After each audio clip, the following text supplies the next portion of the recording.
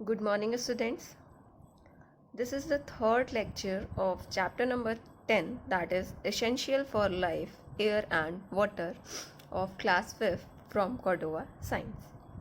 In previous two lectures, we had discussed about atmosphere, layers of atmosphere and importance of atmosphere, and also about composition of layer, in which we had discussed about different gases which contain some percentage in air, and importance of air, in which we had discussed about some properties of some need of air, and also about properties of air, in which we had discussed about air occupies space and air has weight.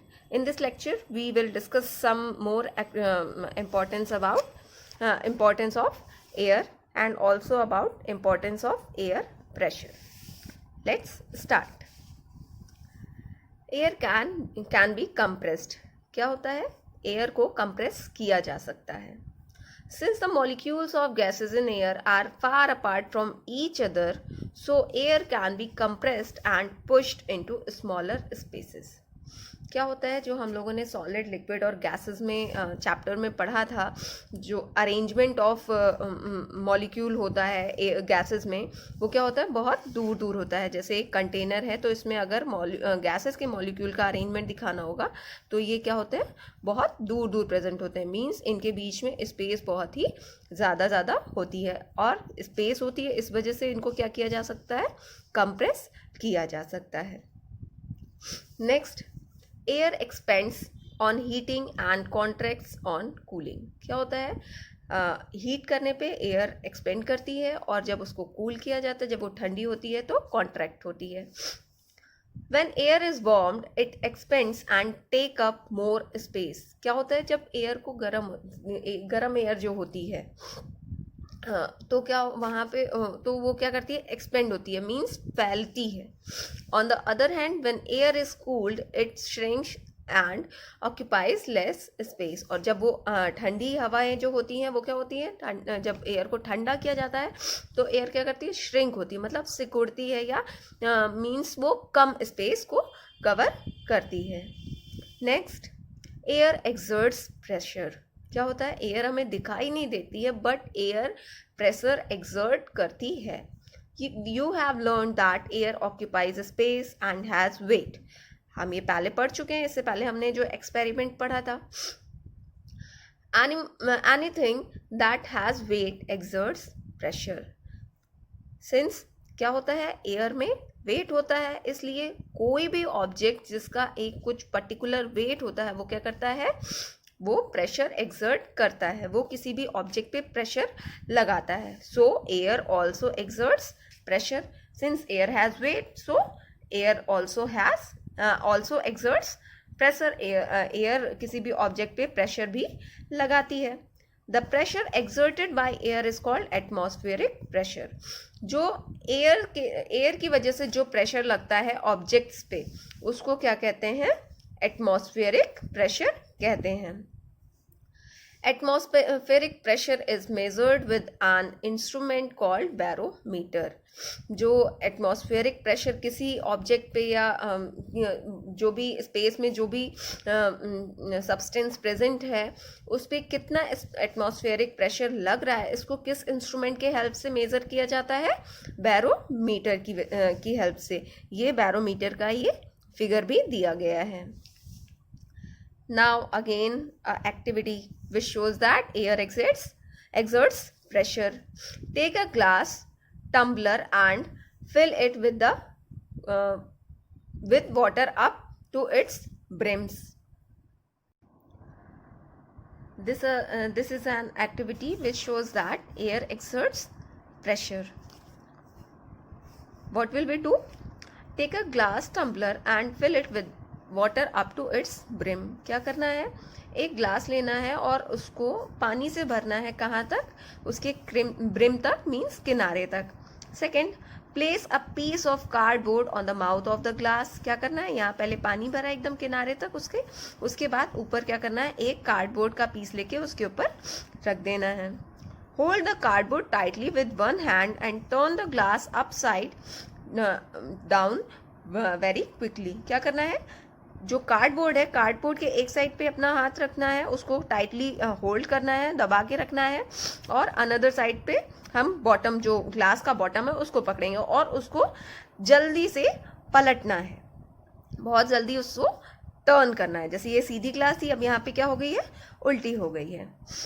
Remove your hand gently from the cardboard. क्या करना है, उसके बाद अभी तो हम लोगों ने कार्ड को उसके ऊपर प्लेस करने के लिए अपना फोर्स लगाया था, उसको पकड़ा हुआ था, बट अभी अपना जो हैंड क्या है वो हटा लेना है। You see that cardboard stage in its place. क्या देखेंगे हम कि हाथ हटाने के बाद भी कार्डबोर्ड ग्लास के नीचे लगा हुआ है। क्या होगा कि कार्डबोर्ड हटाने हाथ हटाने के बाद भी कार्डबोर्ड गिलास से लगा रहेगा, जिस प्लेस पे वो रखा गया है वहीं पे रहेगा। The water also does not fall at all. और जो ग्लास के अंदर जो पानी भरा हुआ है वो भी नीचे नहीं गिरेगा। What keeps the cardboard piece stuck to the glass.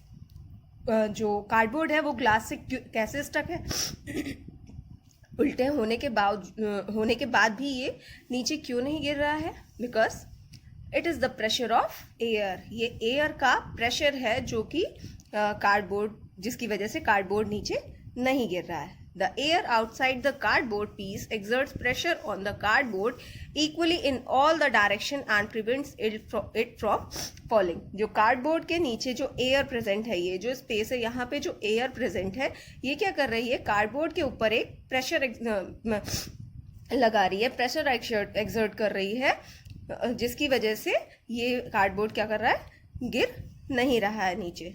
This shows that the air exerts pressure. इस एक्सपेरिमेंट से क्या पता चलता है कि एयर प्रेशर एक्सर्ट करती है।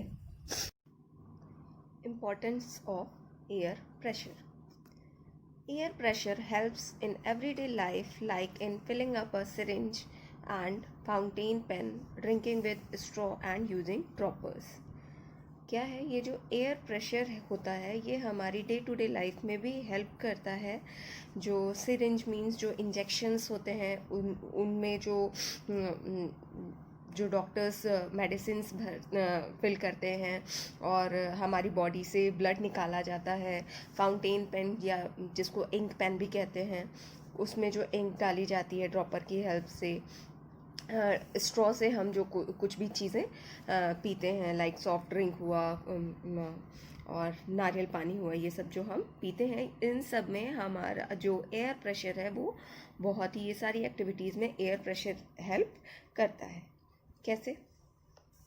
When you drink with a straw, the air inside the straw is removed while sucking। क्या होता है, जब हम स्ट्रॉ की हेल्प से कुछ पीते हैं तो क्या होता है, जब हम सक करते हैं तो जो स्ट्रॉ के अंदर जो एयर प्रेजेंट होती है वो क्या होती है, रिमूव हो जाती है, वहाँ से हम अंदर अपनी बॉडी में ले लेते हैं। the pressure of air inside the straw becomes less। जब वो रिमूव हो गई तो जो एयर प्रेशर है इन स्ट्रॉ के अंदर वो क्या हो जाता है, कम हो जाता है। the air pressure outside at the surface of the juice is more। और जो हमारा जो भी ड्रिंक हम पी रहे हैं उसके ऊपर जो एयर प्रेशर है वो क्या होता है, उससे ज़्यादा होता है। जब हमने जो एयर है वो हमने सक कर ली तो वहाँ पे स्ट्रॉ के अंदर जो एयर प्रेशर होता है वो कम हो जाता है, बट जो आउटसाइड में जो जूस या ड्रिंक जो भी प्रेजेंट होता है उस पर जो एयर प्रेशर होता है वो क्या होता है, ज़्यादा होता है। As pressure on the surface of the juice, then air pressure on the surface of the juice then forces the juice to move inside the straw। क्या होता है, जो ये प्रेशर अंदर वाला स्ट्रॉ का प्रेशर कम हुआ, जूस के ऊपर जो एयर प्रेशर है वो ज़्यादा होता है, और वो एयर प्रेशर क्या करता है, जूस के ऊपर प्रेशर लगाता है, प्रेशर डालता है, जिसकी वजह से जूस हमारे स्ट्रॉ में मूव करता है। The dropper also works in the same way. Dropper भी इसी तरीके से वर्क करता है। इसलिए जो एयर प्रेशर होता है वो हमारी डे टू डे लाइफ में भी बहुत हेल्प करता है। Next, water. After air, the second most essential thing for our life is water. Air के बाद जो सेकेंड मोस्ट कंपल्सरी थिंग है हमारी लाइफ के सर्वाइवल के लिए वो क्या है? Water. Because we can not survive without water. All living things need water. जितने भी लिविंग थिंग्स हैं उनको सर्वाइव करने के लिए वाटर बहुत ही ज़रूरी है. 3/4 of the earth's surface is covered with water, but only 3% of total water can be used for drinking. Above 97% of water is in the oceans and contains salt. क्या होता है? जो अर्थ की सरफेस का जितना भी एरिया है उसका 3/4 पार्ट किस चीज़ से कवर्ड है? वाटर से कवर्ड है. बट इतना ज़्यादा एरिया कवर होने के बाद भी जो सिर्फ 3/4 पार्ट का जो 3% है वो ही वाटर हम ड्रिंकिंग के लिए यूज़ कर सकते हैं. मींस सिर्फ 3% वाटर ही ड्रिंकिंग के लिए सुटेबल है. और जो 97% है वो क्या है? ओशियंस में है, जिसमें सॉल्ट मिक्स होता है और जो कि ड्रिंकिंग के लिए सुटेबल नहीं होता है. how we get water. We get water from rivers, ponds, lakes and rain. क्या होता है? हमें पानी कहाँ से मिलता है? नदियों से मिलता है, तालाबों से मिलता है, बारिश के पानी से हमें पानी मिलता है. We also get water from ground by using wells, tubewells and hand pumps. और हमें पानी और कहाँ से मिल जाता है? जो कुएं होते हैं और जो ट्यूबवेल्स लगाए जाते हैं और हैंड पंप भी लगाए जाते हैं, उनसे भी हम ग्राउंड वाटर निकाल लेते हैं. The water in rivers, ponds and lakes is not pure. जो पॉन्ड्स में और लेक्स में जो वाटर होता है वो क्या होता है? प्योर नहीं होता है. मीन्स वो सुटेबल नहीं होता है ड्रिंकिंग के लिए. Many things like dirt, mud and germs are mixed with water and make the water unfit for use. बहुत सारी गंदी चीज़ें लाइक डर्ट हो गया, गंदगी, मड और जर्म्स प्रेजेंट होते हैं जो कि वाटर को अनफिट बनाते हैं यूज़ के लिए और ड्रिंकिंग के लिए. The substances that make the water unfit for use are called impurities. और वो सब्सटेंस जिनकी वजह से वाटर को हम यूज़ नहीं कर पाते हैं, जो जिसकी वजह से वो अनफिट होते हैं यूज़ करने के लिए, उनको क्या कहते हैं? इम्प्योरिटीज़. उन सारे सब्सटेंसेस को क्या कहा जाता है? इम्प्योरिटीज़. अब इम्प्योरिटीज़ भी कितने टाइप की होती है? 2 टाइप्स की. Impurities are 2 types, soluble and insoluble. First, soluble impurities. All those impurities that dissolve in water called soluble impurities. Means वो सारी impurities means ऐसे substances जो water में totally dissolved हो जाते हैं, means totally घुल जाते हैं, उनको क्या कहा जाता है? soluble impurities. For example, salts of potassium and sodium. जो पानी में हम नमक घोलते हैं तो वो क्या होता है? पूरी तरीके से एक मिक्सचर बना लेता है, होमोजेनस मिक्सचर बना लेता है. उसी को हम तो वो जो सॉल्ट होता है वो क्या होता है? soluble impurity होता है. But what are insoluble impurities? All those impurities that do not dissolve in water are called insoluble impurities. वो सब्सटेंसेस जो वाटर में घुल नहीं पाते हैं, डिसॉल्व नहीं हो पाते हैं, उनको क्या कहा जाता है? insoluble impurities. For example, sand, mud and salts of calcium. जो सैंड होती है, रेत होती है, पानी में एक बार घोल के देखिए, वो सैंड कभी भी पानी में घुलती नहीं है. मड होती है, ये भी नहीं घुलती. सॉल्ट्स ऑफ कैल्शियम, कैल्शियम के जो सॉल्ट्स होते हैं वो भी इनसॉल्युबल इम्प्योरिटीज़ हैं क्योंकि ये वाटर में सॉल्युबल नहीं है. But salts of potassium and sodium जो होते हैं वो क्या होते हैं? सॉल्युबल इम्प्योरिटीज़ कहलाते हैं. Okay class, this is all about your lecture number 3. Further we will discuss in next lecture. Thank you students.